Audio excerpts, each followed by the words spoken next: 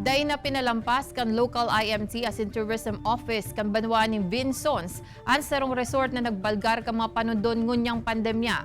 Ini katakod kan pagsaangat kan nasambit na grupo nin Sarong bulan na suspension sa pag-operar ang resort nin sa isla ni Calaguas matapos na day kay ni Otobon ang panundon na kaipuhang mag-agi muna sa Municipal Tourism Operations Office ang sisayman na nagmamawot na magpasiring sa DOT accredited resorts.